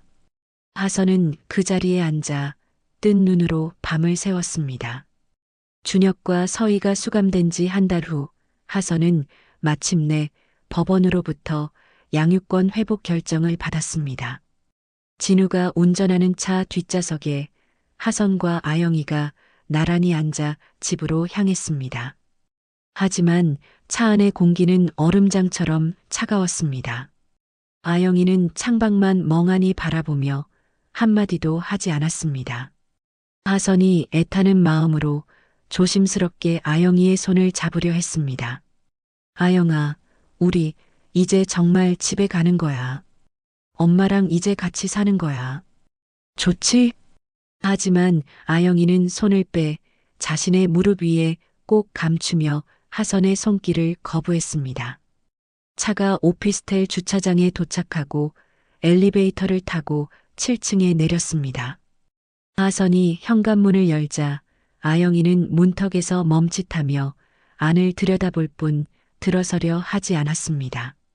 하선이 아영이를 안으로 이끌며 애써 밝은 목소리로 말했습니다. 아영아, 여기가 이제 우리 집이야. 내 방 엄마가 예쁘게 다 정리해뒀어. 한번 들어가 볼래? 아영이는 말없이 복도를 따라 자신의 방으로 걸어갔습니다. 방문을 열고 안으로 들어간 아영이는 뒤도 돌아보지 않고 그대로 문을 닫아버렸습니다. 찰칵 안에서 자물쇠가 잠기는 소리가 하선의 가슴에 비수처럼 박혔습니다. 하선이 문 앞에 서서 노크했습니다. 아영아, 문 좀 열어줘. 응? 엄마가 우리 아영이 좋아하는 된장찌개 끓여놨는데 냄새 좋지? 나와서 한 숟가락만 먹어보자. 엄마가 잘못했어. 우리 딸 힘들게 해서. 얼굴 좀 보여줘, 제발. 방 안에서는 아무런 대답도 들려오지 않았습니다. 하선은 부엌으로 가 정성껏 저녁을 차려 아영이의 방문 앞에 놓았습니다. 아영아, 문 앞에 밥 차려놨어. 식기 전에 나와서 먹어, 응? 하지만 1시간이 지나도 2시간이 지나도 밥그릇은 그 자리에 그대로 놓여 있었습니다. 찌개는 차갑게 식어버렸습니다. 하선은 애가 타서 다시 문을 두드렸습니다. 아영아, 제발 뭐라도 좀 먹어야지. 이렇게 굶으면 쓰러져. 엄마 너무 걱정된단 말이야. 아영이는 끝내 나오지 않았고 하선은 차가운 복도 바닥에 주저앉아 뜬 눈으로 밤을 새웠습니다. 다음 날 아침 밥그릇은 여전히 그대로였습니다. 하선은 점심을 준비해 다시 문 앞에 놓았지만 아영이는 손도 대지 않았습니다. 저녁이 되자 하선은 더 이상 참을 수 없었습니다. 이틀째 물 한 모금 마시지 않은 딸을 그대로 둘 수는 없었습니다. 아영아, 미안해. 엄마 잠깐만 들어갈게. 문 좀 열게. 하선은 떨리는 손으로 마스터키를 찾아 문을 열었습니다. 방 안은 커튼이 내려져 있어 대낮인데도 칠흑처럼 어두웠고 침대는 텅 비어 있었습니다. 아영아, 어디 있니, 아영아. 하선이 방 안을 둘러보다 살짝 열려있는 옷장문을 발견했습니다. 하선이 조심스럽게 옷장문을 열자 아영이가 좁은 공간 구석에 웅크린 채 온몸을 사시나무처럼 떨고 있었습니다. 아영아, 괜찮아. 이리 나와. 응? 하선이 손을 뻗자 아영이는 공포에 질려 더 깊숙이 몸을 움츠렸습니다. 하선은 아영이를 억지로 끌어안아 밖으로 데리고 나와 침대에 앉혔습니다. 방 안에 불을 켜는 순간 하선은 아영이의 팔뚝에 나 있는 붉은 상처 자국들을 보고 숨을 멈췄습니다. 하선이 아영이의 소매를 걷어 올리자 셀 수 없이 많은 손톱 자국과 긁힌 상처들이 드러났습니다. 다리에도 마찬가지였습니다. 아영아, 이게 다 뭐야? 팔이 왜 이래? 누가 그랬어? 말 좀 해봐. 하선의 목소리가 처참하게 갈라졌습니다. 아영이는 고개를 푹 숙인 채 아무 말도 하지 않았습니다. 다음 날 하선은 아영이를 데리고 아동심리 전문의를 찾아갔습니다. 1시간의 상담이 끝나고 의사가 하선을 따로 불렀습니다. 어머니, 아영이가 지금 심각한 해리성 장애를 겪고 있습니다. 해리성 장애요? 그게 뭔가요, 선생님? 의사는 아영이가 그린 그림 한 장을 보여주었습니다. 종이 위에는 2명의 여자가 그려져 있었습니다. 한 명은 천사처럼 날개를 달고 하늘에 떠 있었고, 다른 한 명은 땅에 서서 그 모습을 올려다보고 있었습니다. 아영이는 자신의 진짜 엄마가 하늘에 있다고 굳게 믿고 있습니다. 그리고 지금 눈앞에 있는 어머니는 자신을 속이는 가짜라고 생각하고 있고요. 그래서 스스로를 벌주고 있는 겁니다. 하선의 가슴이 무너져 내렸습니다. 선생님, 제발 어떻게든 우리 아영이 좀 도와주세요.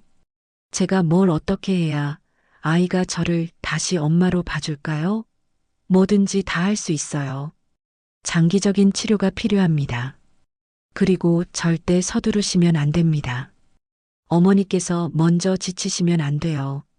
그날 오후 서희의 변호사가 하선의 집을 찾아와 편지 한 통을 건넸습니다. 최서희 씨가 꼭 전해달라고 했습니다.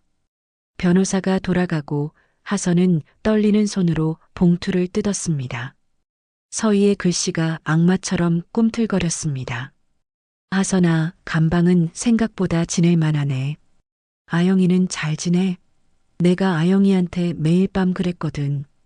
진짜 엄마는 하늘나라에 있고 천사가 돼서 널 지켜보고 있다고. 착하게 살다가 나중에 죽으면 하늘에서 만날 수 있을 거라고. 3달 동안 단 하루도 빼먹지 않고 말이야. 넌 절대 그 기억을 지울 수 없을 거야. 아영이는 평생 하늘에 있는 엄마를 그리워하며 살게 될 테니까. 하선의 손에서 편지가 힘없이 떨어졌습니다. 하선은 그제야 깨달았습니다. 아영이가 죽어야만 진짜 엄마를 만날 수 있다고 그렇게 믿고 있다는 것을. 팔과 다리에 가득했던 자해의 흔적이 다시 떠올랐습니다. 하선은 벽에 기댄 채 그대로 주저앉아 오열했습니다. 며칠 후 새벽 하선은 잠결에 창문 열리는 소리를 듣고 벌떡 일어났습니다. 아영이의 방이었습니다. 하선이 맨발로 아영의 방으로 달려가 문을 열자 활짝 열린 창문 너머 베란다 난간 밖에 서 있는 아영이의 모습이 보였습니다. 아찔한 7층 높이였습니다. 아영아. 하선이 비명을 질렀지만 이내 목소리를 낮췄습니다. 딸이 놀라 발을 헛디딜까봐 겁이 났습니다. 하늘에 있는 진짜 엄마 만나러 가야 해. 아영이가 허공을 보며 중얼거렸습니다. 하선이 조심스럽게 한 걸음 다가가자 아영이가 뒤를 돌아보며 악을 썼습니다. 오지 마. 가짜 엄마는 저리 가. 바로 그때 하선의 눈에 침대 머리맡에 놓인 낡은 오르골이 들어왔습니다.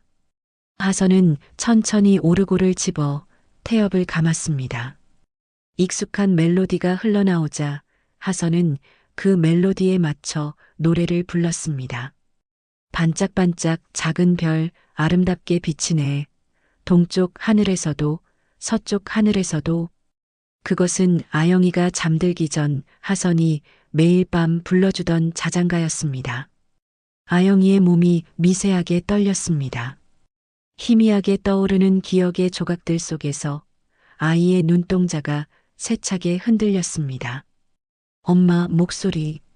아영이가 망설이며 중얼거리는 바로 그 순간 아이의 발이 난간에서 미끄러졌습니다.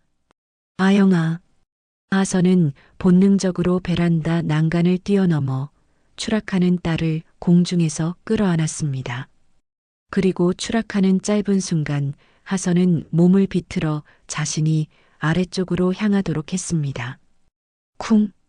6층 아파트의 차양막이 두 사람의 몸을 받아냈지만 이내 천이 찢어지며 5층 베란다로 떨어졌습니다. 하선의 등이 먼저 바닥에 부딪혔고 갈비뼈가 부서지는 끔찍한 소리가 울렸습니다. 하지만 하선의 품에 안겨있던 아영이는 가벼운 찰과상만 입었습니다. 피를 쏟으며 의식을 잃어가는 엄마를 본 아영이는 처음으로 제정신이 돌아온 듯 절규했습니다. 엄마, 죽지 마. 제가 잘못했어요. 병원으로 긴급 이송된 하선은 12시간의 대수술 끝에 간신히 생명은 건졌지만 의식은 돌아오지 않았습니다.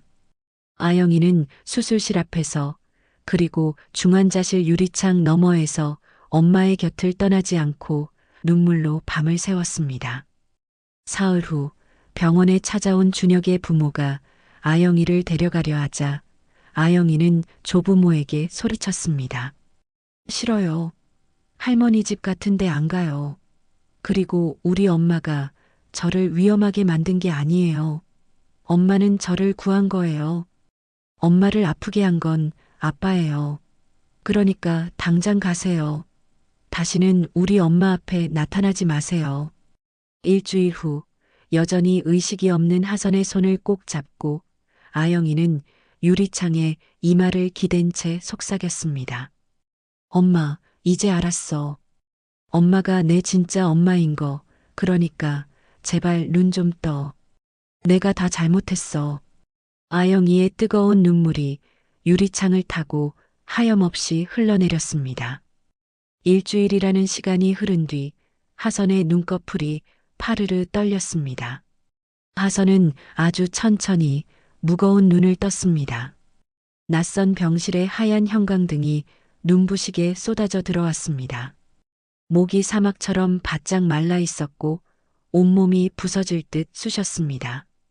그때 오른손에서 아이의 작고 따뜻한 감촉이 느껴졌습니다. 하선이 힘겹게 고개를 돌리자 아영이가 의자에 앉은 채 하선의 손을 꼭 잡고 있었습니다. 아영이는 엄마의 손등에 얼굴을 기댄 채 깊은 잠에 빠져 있었습니다.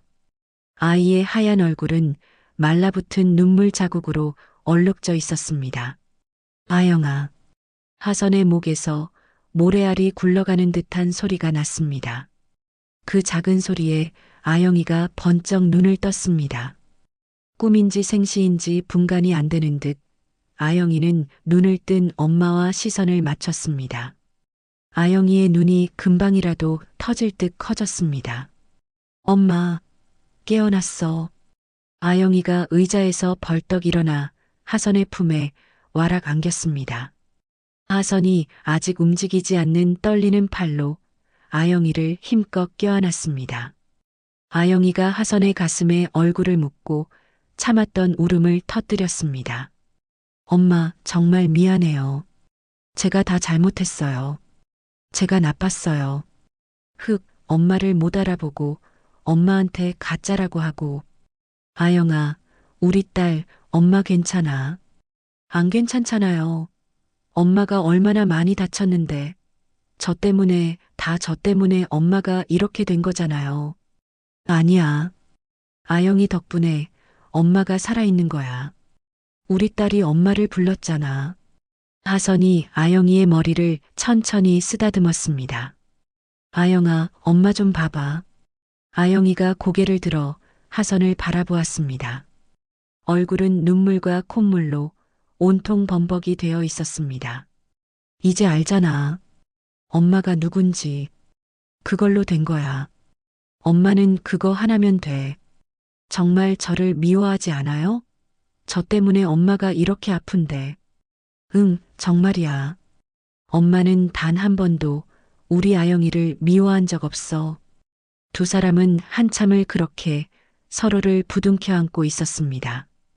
때마침 병실에 들어온 간호사가 그 모습을 보고 깜짝 놀라 의사를 불렀습니다. 의사가 하선의 상태를 꼼꼼히 확인했습니다. 의식이 완전히 돌아오셨네요. 정말 기적입니다. 자, 손가락 한번 움직여 보시겠어요? 네, 좋아요. 발가락도요. 다행히 척추신경은 무사한 것 같습니다. 하선이 가장 궁금했던 것을 물었습니다. 선생님, 저 언제쯤 다시 걸을 수 있을까요? 이제부터가 중요합니다. 꾸준히 재활치료를 받으셔야 해요. 아마 최소 석 달은 생각하셔야 할 겁니다. 그때 진우가 병실 문을 열고 뛰어들어왔습니다. 침대 위에 앉아있는 하선을 보고 안도의 한숨을 내쉬었습니다. 하선 씨, 깨어나셨군요. 정말 다행입니다. 제가 얼마나 걱했는지 모릅니다. 진우 씨, 제가 잠든 동안 아영이 돌봐주셔서 정말 감사해요. 무슨 말씀을요? 아영이가 얼마나 엄마를 찾았는지 아세요? 밤새도록 이 의자에 앉아서 엄마 손만 꼭 잡고 있었어요. 하선이 미안하고 사랑스러운 눈으로 아영이를 다시 껴안았습니다. 우리 아영이 그동안 고생 많았네. 며칠 후 심리치료사가 병실을 방문했습니다. 아영이와 짧은 상담을 마친 치료사가 하선에게 설명했습니다. 그날 베란다에서 있었던 일이 오히려 아영이에게는 결정적인 전환점이 되었습니다. 떨어지는 그 짧은 순간 어머니께서 자신의 목숨을 걸고 아영이를 구했잖습니까? 그 순간 아영이는 본능적으로 깨달은 겁니다. 머리가 아니라 온몸으로 누가 진짜 자신을 사랑하는 엄마인지를요. 하선이 조용히 고개를 끄덕였습니다. 그럼 이제 우리 아영이는 정말 괜찮아지는 걸까요? 네, 고비는 넘겼습니다. 이제부터는 어머니께서 따뜻한 사랑으로 빈자리를 채워주시면 됩니다. 치료사가 나가고 아영이가 그림 한 장을 들고 병실로 돌아왔습니다. 엄마, 이거 보세요. 제가 오늘 선생님이랑 같이 그렸어요. 아영이가 보여준 그림 속에는 엄마와 아영이가 손을 꼭 잡고 활짝 웃고 있었습니다. 어머, 우리 아영이가 그렸어? 정말 잘 그렸다. 네. 선생님이 세상에서 가장 행복했던 기억을 그려보라고 해서 엄마랑 손잡고 놀이공원 갔을 때를 생각하면서 그렸어요. 정말 예쁘다. 엄마가 코팅해서 평생 간직할게. 엄마, 저 이제 정말 다 기억나요. 우리 같이 갯벌 가서 조개 잡았던 것도, 바닷가에서 모래성 쌓았던 것도요. 하선의 눈시울이 뜨거워졌습니다. 우리 딸 정말 다 기억나는 거야? 네. 서희 이모가 아니 그 사람이 저한테 했던 말들이 전부 거짓말이었다는 거 이제 다 알아요. 이제 나쁜 기억은 다 잊고 우리 앞으로 좋은 기억만 만들면서 살자. 하선이 태어나던 날 세 사람은 함께 옛집으로 향했습니다. 집 안에는 서희와 준혁이 남기고 간 흔적들이 먼지처럼 내려앉아 있었습니다. 이것들 전부 다 버려야겠어요. 진우와 아영이가 하선을 도와 집을 정리하기 시작했습니다.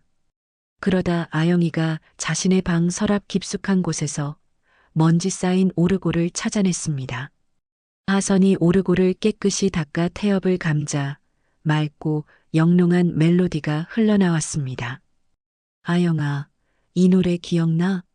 아영이가 고개를 끄덕였습니다. 그럼요. 엄마랑 매일 밤 자기 전에 이 노래 들었잖아요. 제가 잠들 때까지 엄마가 옆에서 계속 불러줬어요.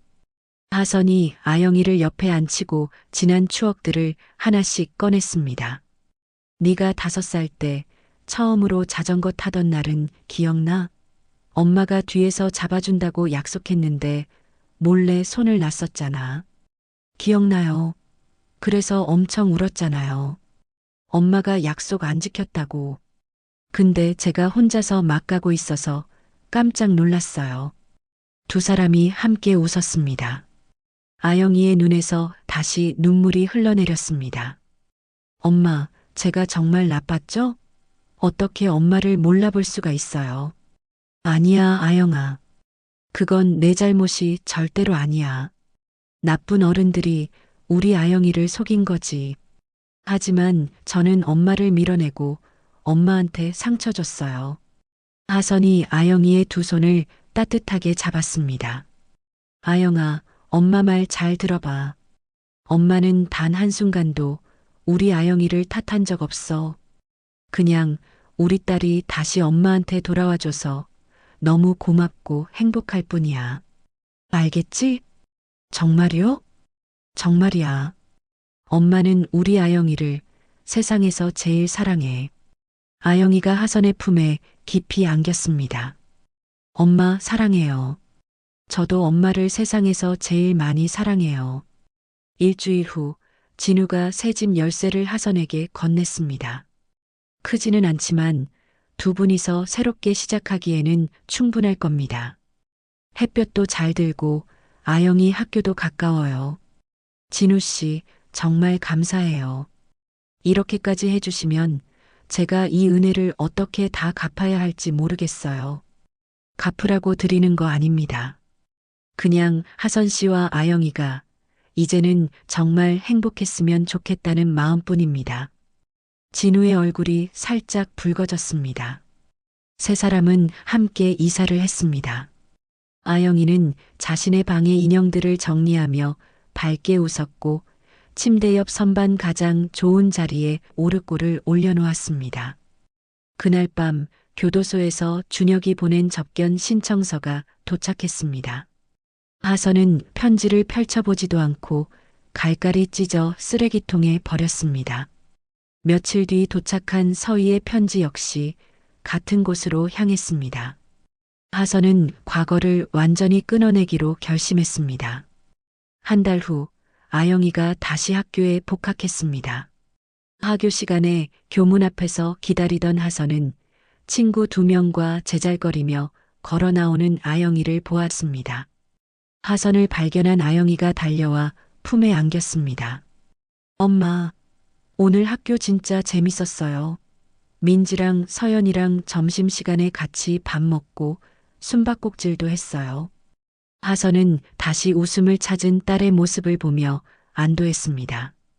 하선 역시 건축사무소에 복직했습니다. 오랜만에 자신의 책상에 앉아 연필을 쥐자 모든 걱정을 잊고 일에 몰두할 수 있었습니다. 퇴근 후 하선과 아영이는 함께 저녁을 준비했습니다. 식탁에 마주 앉아 밥을 먹던 아영이가 말했습니다. 엄마, 오늘 학교에서 가족 그림 그렸어요. 엄마랑 저랑 진우 아저씨도 같이 그렸어요. 하선이 놀라 아영이를 바라보았습니다. 진우 아저씨도 그렸어? 네. 아저씨도 이제 우리 가족 같아서요. 그러면 안 돼요? 아니, 그럼. 당연히 괜찮지. 진우 아저씨가 우리한테 얼마나 고마운 분인데. 아영이가 환하게 웃었습니다. 그로부터 6개월 후 서연의 집 앞으로 교도소에서 보낸 택배 상자가 도착했습니다. 서연이 상자를 열자 그 안에는 준혁과 미소가 보낸 절박한 편지 뭉치가 가득 들어 있었습니다. 두 사람 모두 뒤늦은 후회와 용서를 구하는 내용이었습니다. 준혁의 편지에는 이렇게 적혀 있었습니다. 서연아, 내가 정말 미쳤었나 봐. 제정신이 아니었어. 매일 밤 내 얼굴이 떠올라 잠을 잘 수가 없어. 제발 나를 용서해줘. 우리 하은이한테는 아빠가 필요하잖아. 다시 한 번만 기회를 주면 안 될까? 미소의 편지 역시 애원으로 가득했습니다. 언니, 나 너무 후회돼. 내가 왜 그랬을까? 왜 언니를 그렇게 질투했을까? 여기가 너무 무서워. 제발 면회 한 번만 와주면 안 될까? 언니 얼굴 보고 직접 사과하고 싶어. 서연은 아무런 표정 없이 편지들을 다시 상자에 담았습니다. 그리고 그 상자째로 집 밖 재활용품 수거함에 미련 없이 던져 넣었습니다. 서연은 단 한 번도 뒤돌아보지 않았습니다.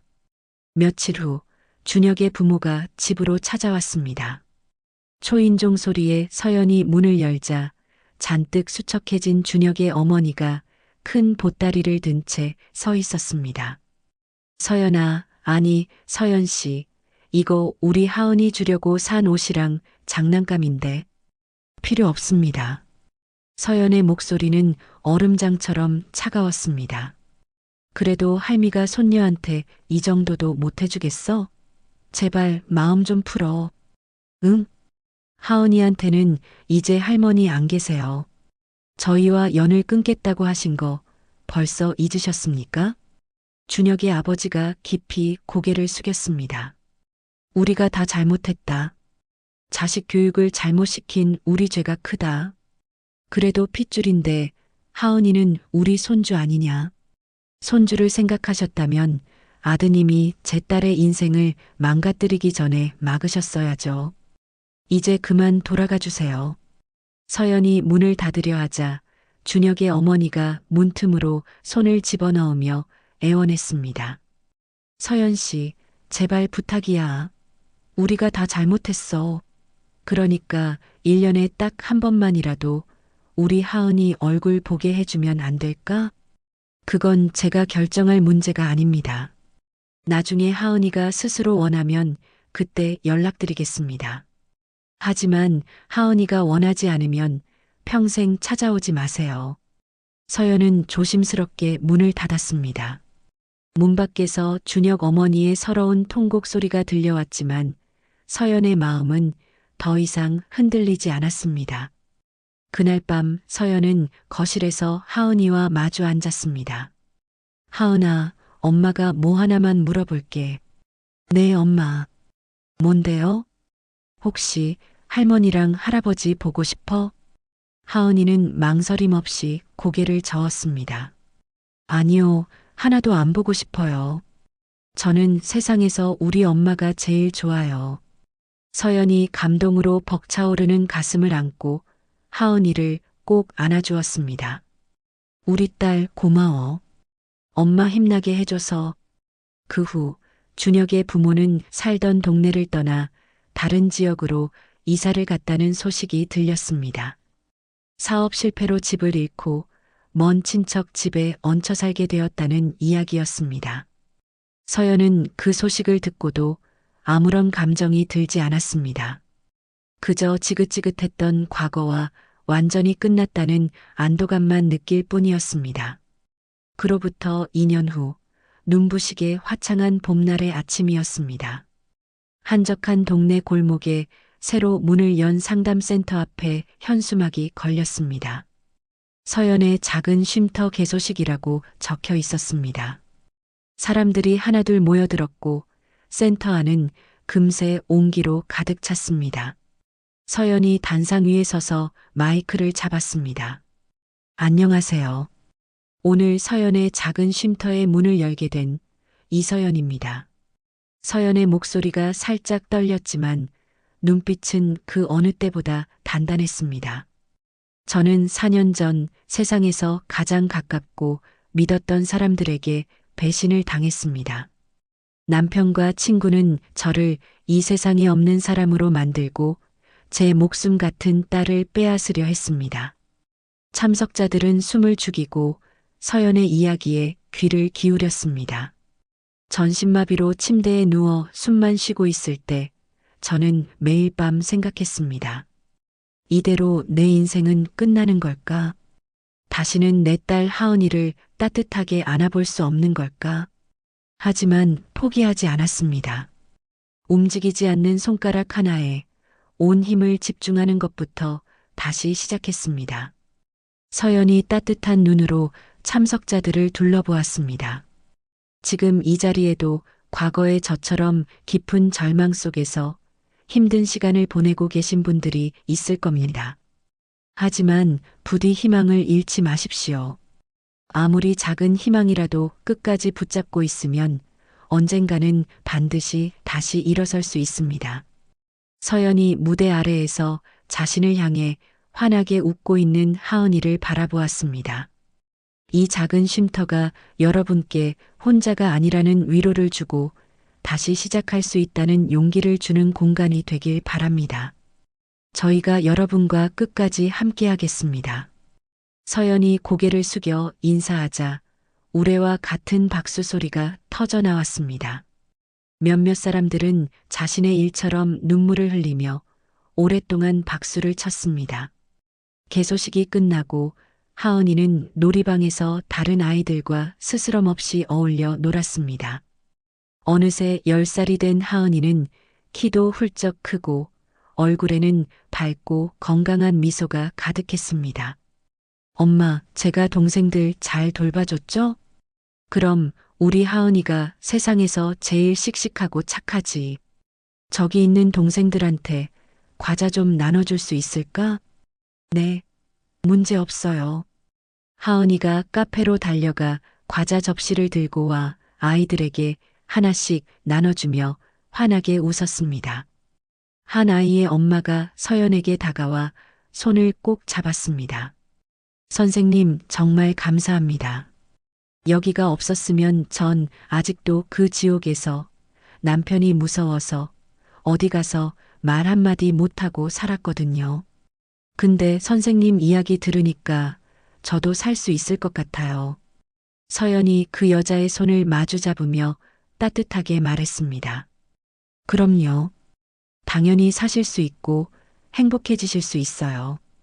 이제 혼자 두려워하지 마세요. 저희가 끝까지 손잡아 드릴게요. 그때 법률 상담실에서 나온 진우가 서연에게 다가와 자연스럽게 손을 잡았습니다. 오늘 정말 수고 많았어요, 서연 씨.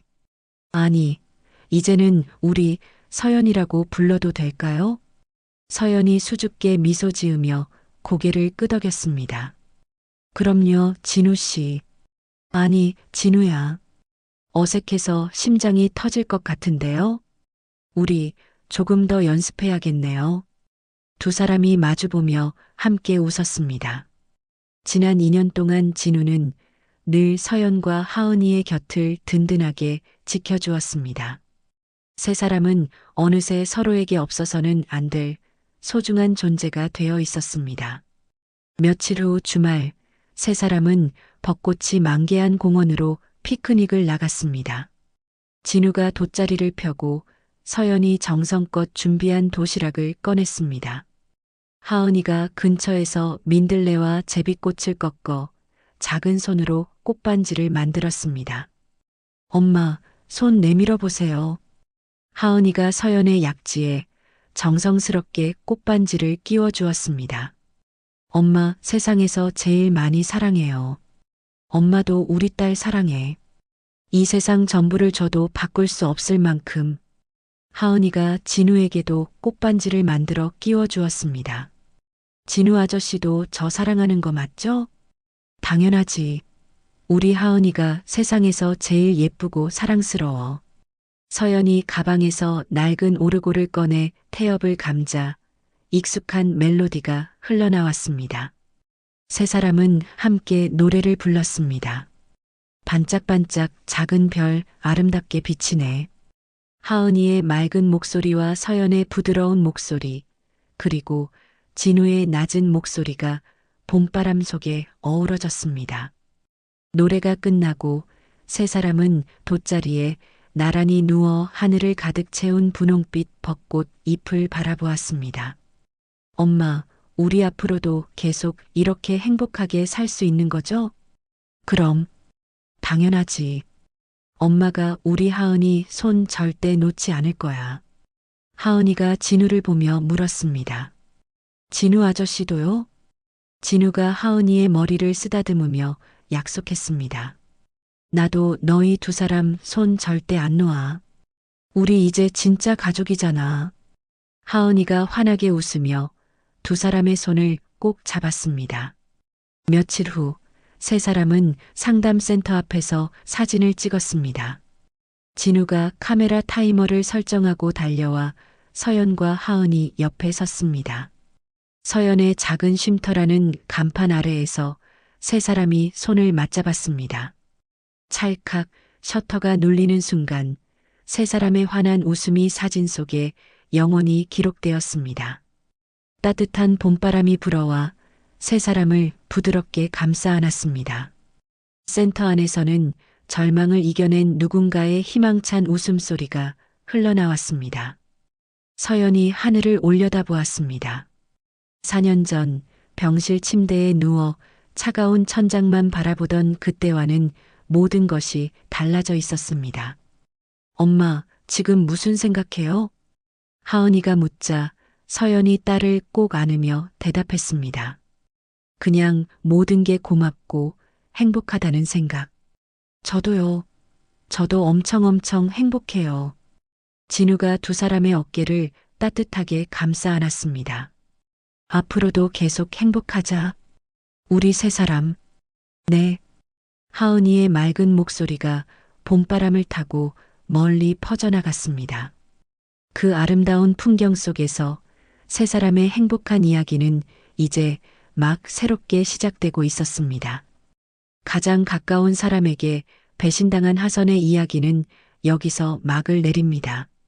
전신마비 상태로 병실에 누워 남편과 친구의 배신을 목격했던 그 순간부터 딸 아영이를 되찾기 위한 긴 싸움까지, 그리고 마침내 진정한 가족을 되찾기까지의 여정이었습니다. 하선은 절망 속에서도 희망을 놓지 않았습니다. 손가락 하나 움직이는 것부터 다시 시작했고 결국 모든 것을 되찾았습니다. 아영이는 혼란과 상처를 딛고 진짜 엄마를 기억해냈고, 진우는 든든한 동반자가 되어 새로운 가족을 완성했습니다. 하선의 작은 쉼터는 이제 같은 아픔을 겪은 사람들에게 희망의 메시지를 전하고 있습니다. 절망 속에서도 다시 일어설 수 있다는 것, 사랑하는 사람들과 함께라면 어떤 상처도 치유될 수 있다는 것을 말입니다. 이야기를 끝까지 들어주신 분이 계시다면 잘 들었다고 댓글 하나만 남겨주세요.